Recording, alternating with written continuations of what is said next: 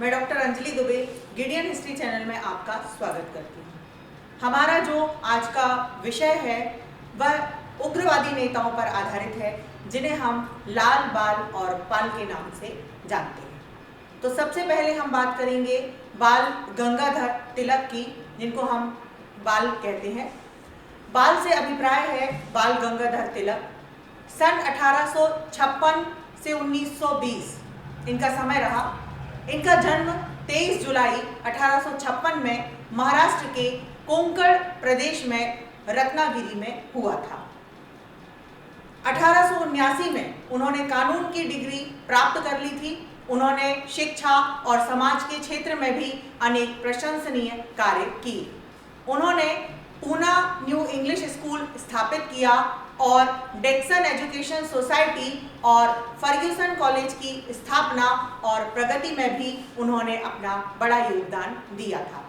भारतीयों में और विशेषकर महाराष्ट्र में देशभक्ति और स्वाधीनता के विचारों का प्रसार करने के लिए उन्होंने केसरी नामक दैनिक समाचार पत्र प्रारंभ किया और केसरी के साथ साथ मराठा नामक पत्र का संपादन भी किया। वे लोगों में वीरता, त्याग और बलिदान की भावना भरते रहे। जनसाधारण को धार्मिक और देशभक्ति की भावना से ओतप्रोत करने के लिए उन्होंने गणपति और शिवाजी उत्सवों व समारोहों का प्रारंभ करवाया। तिलक लोगों में स्वाधीनता प्राप्ति के लिए शिवाजी का आदर्श प्रस्तुत करते थे। वे शिवाजी के उदाहरणों से उनको प्रेरित करते थे। तिलक ने हिंदुओं में वीरता, साहस, शौर्य भरने के लिए गौवध विरोधी समितियां, अखाड़े और लाठी क्लबों की स्थापना भी की। बंग भंग आंदोलन में तिलक ने पूर्ण सहयोग दिया। अंग्रेजों के विरुद्ध विद्रोह भड़काने वाले भाषण छापने के अपराध में सन 1897 में तिलक को 18 माह का कारावास दंड दिया गया। बाद में अंग्रेज सरकार ने 1908 में उन पर पुनः विद्रोह का मुकदमा चला करके 6 वर्ष के कारावास का दंड देकर उनको भारत के बाहर वर्मा में मांडले जेल में भेज दिया। वहां वे सन 1914 तक जेल में रहे। जेल में रहकर उन्होंने मराठी में गीता रहस्य और अंग्रेजी में Arctic home of the Vedas नामक प्रसिद्ध ग्रंथों की रचना कर दी। सन 1914 में जब प्रथम विश्व युद्ध प्रारंभ हुआ, तब तिलक ने अंग्रेजों के युद्ध प्रयत्नों में भारतीयों द्वारा सहयोग, सहायता और समर्थन देने का प्रचार भी किया था। उनको आशा थी कि इसके परिणाम स्वरूप भारतीयों को अंग्रेजों से स्वशासन प्राप्त हो जाएगा। इसके लिए उन्होंने होम रूल आंदोलन प्रारंभ किया। तिलक उग्रवादी विचारधारा के समर्थक थे, इसलिए उन्होंने कांग्रेस की अनुनय विनय और प्रार्थना प्रस्तावों की नीति का भी विरोध किया। उन्होंने जनता को अंग्रेजों का कड़ा विरोध करने के लिए प्रेरित किया। उन्होंने कांग्रेस को अंग्रेज सरकार की प्रशंसा करने वाली और प्रस्ताव पारित करने वाली संस्था से बदलकर अंग्रेजी साम्राज्य के विरुद्ध एक सशक्त विद्रोही संस्था बना दी। उनका नारा था कि स्वराज्य हमारा जन्मसिद्ध अधिकार है और मैं उसे लेकर ही रहूंगा। उन्होंने कहा था कि स्वराज्य अथवा स्वशासन स्वधर्म के लिए आवश्यक है। स्वराज्य के बिना कोई सामाजिक सुधार नहीं हो सकते और कोई औद्योगिक प्रगति, ना ही कोई उपयोगी शिक्षा और ना ही राष्ट्रीय जीवन की परिपूर्णता। यही हम चाहते हैं और इसी के लिए ईश्वर ने मुझे इस संसार में भेजा है। तिलक का मत था कि बिना बलिदान के स्वतंत्रता नहीं मिलेगी।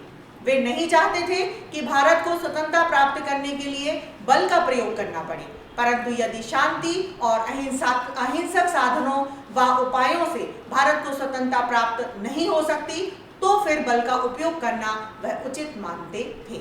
स्वराज्य प्राप्त करने के लिए हिंसा का उपयोग करने में वे कोई अपराध या हानि नहीं मानते थे। उन्होंने स्वदेशी प्रचार के लिए विदेशी वस्तुओं का बहिष्कार किया। तिलक अपने युग के बहुत बड़े ओजस्वी, प्रेरणादायक वक्ता और श्रेष्ठ लेखक थे। तिलक के भाषणों और लेखों के अंदर देश के हित में आग की ज्वाला थी। उनमें मजबूत आत्मविश्वास और दृढ़ चरित्र था। उन्होंने सदा सत्य के लिए संघर्ष किया। जब वे सिद्धांतों के लिए लड़ते थे तो डिगते नहीं थे। उन्होंने अपने सिद्धांतों के लिए महादेव गोविंद रानडे और गोपाल कृष्ण गोखले का भी साथ छोड़ दिया। तिलक के उग्रवादी विचारों के कारण ही स्वतंत्रता आंदोलन के युग में क्रांतिकारी और फॉरवर्ड ब्लॉक की गतिविधियों को खूब प्रोत्साहन प्राप्त हुआ। तिलक ने देश की राजनीति को उग्र रूप देने और उसे जनसाधारण तक पहुंचाने के लिए अपना जीवन भी अर्पण कर दिया।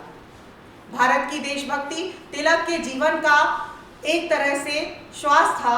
वे भारतीय राजनीतिक असंतोष के जनक, देश के पुण्य पुरुष, उग्रदल के महान नेता, तत्वज्ञानी, राजनीतिज्ञ, आदर्श पत्रकार और महान शिक्षाविद भी थे। महात्मा गांधी ने तिलक को अजय सागर कहा, पर जनता तिलक को महाराष्ट्र केसरी और लोकमान्य ही कहती थी। तिलक के बाद अब हम बात करेंगे पाल की, जिनको हम विपिन चंद्र पाल के नाम से भी जानते हैं। तो पाल से अभिप्राय है विपिन चंद्र पाल। इनका जन्म 1858 में तत्कालीन बंगाल प्रांत के सिलहट जिले में ब्राह्मण परिवार में हुआ था। जब महाविद्यालय की उच्च शिक्षा प्राप्त करने के लिए वे कलकत्ता आए, तब वहां वे केशव चंद्र सेन और उनके ब्रह्म समाज से प्रभावित हुए और वे ब्रह्म समाजी हो गए। वे आधुनिक उड़ीसा में कटक के एक हाई स्कूल के प्रधान अध्यापक हो गए।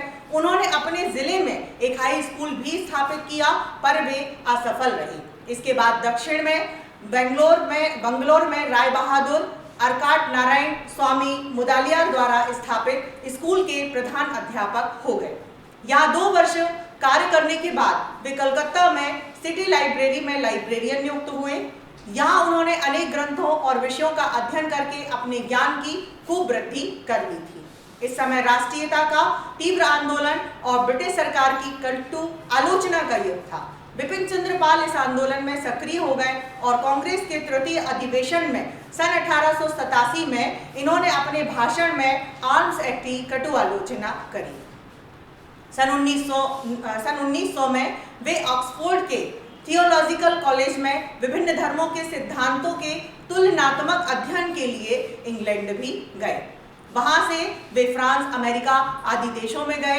वहां के समाचार पत्रों में भारत संबंधी विभिन्न लेख लिख करके भारत के पक्ष में प्रबल जनमत उन्होंने तैयार किया। सन 1901 में वे भारत लौटे और राष्ट्रीयता के प्रचार हेतु उन्होंने न्यू इंडिया नामक पत्र संपादित और प्रकाशित किया। बंग भंग के समय हुए आंदोलनों के दौरान विपिन चंद्र राजनीति में अत्यधिक चमकी। इस समय उन्होंने कई राष्ट्रीय सभाओं को संबोधित भी किया। विदेशी वस्तुओं के बहिष्कार का आंदोलन तीव्र गति से चलाया और राष्ट्रीय विचारों के प्रसार के लिए वंदे मातरम नामक पत्र भी निकाला। जनता के दुख, दर्द और अन्याय के विरुद्ध वे शक्तिशाली जनमत तैयार करते थे। अब विपिन चंद्र पाल राजनीतिक क्षेत्र में एक शक्ति बन गए। कलकत्ता में सन 1906 में हुई कांग्रेस में इन्होंने सक्रियता से हिस्सा लिया। सन 1907 में वे दक्षिण में मद्रास प्रांत में अंग्रेजों के विरुद्ध प्रबल जनमत तैयार करने के लिए गए और युवकों को प्रेरित करने के लिए वहीं विभिन्न संस्थाओं और सभाओं में कई प्रेरणादायक व्याख्यान भी उन्होंने दिए। इसमें इनकी प्रसिद्धि बहुत ज्यादा हुई। सन 1907 में जब अरविंद घोष पर राजद्रोह का मुकदमा चलाया गया, तब विपिन चंद्र पाल ने इसमें साक्ष्य नहीं दी।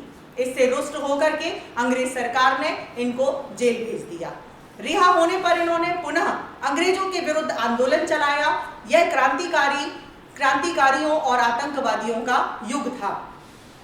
सन 1908 में ये पुनः इंग्लैंड गए और वहां स्वराज्य पत्रिका निकाली, पर यह पत्र सरकार द्वारा प्रतिबंधित हो जाने के कारण वह भारत लौटे। इंग्लैंड में रहकर उन्होंने भारत के पक्ष का दिग्दर्शन कराया और भारत के पक्ष में जनमत और सहानुभूति भी प्राप्त करी।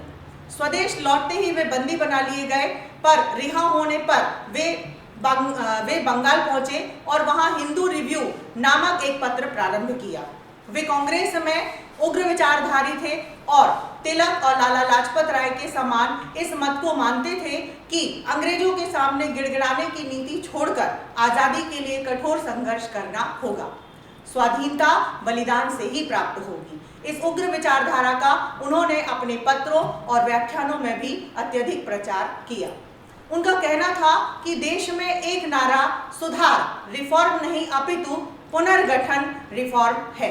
इंग्लैंड को भारत सरकार की नीति निर्माण का अधिकार त्याग देना चाहिए और एक विदेशी सरकार को जैसा कानून चाहे बना सकने का अथवा अपनी इच्छा से चाहे जैसे चाहे शासन करने का अधिकार जो था वह त्याग देना चाहिए। उन्हें अपनी इच्छा से कर लगाने, अपनी इच्छा से इस धन को व्यय करने का अधिकार भी त्याग देना चाहिए। उनके उग्रवादी विचारों और उनकी अभिव्यक्ति के कारण बंगाल के युवकों की पीढ़ी उनके साथ हो गई। बंगाल में इस उग्र जुझारू राष्ट्रीयता के प्रति बिपिन चंद्र पाल बन गए। महाराष्ट्र में बाल गंगाधर तिलक हो गए और पंजाब में लाला लाजपत राय। इसलिए ये तीनों लाल बाल पाल के नाम से भारत में प्रसिद्ध हो गए। लाल बाल पाल की त्रिमूर्ति का नाम भारत के कोने कोने में आदर से लिया जाने लगा। संक्षेप में बिपिन चंद्र पाल अपने युग के निस्वार्थ, सफल, ओजस्वी वक्ता, प्रकांड विद्वान, दार्शनिक, विचारक, कुशल संपादक और जुझारू राष्ट्रवादी थे।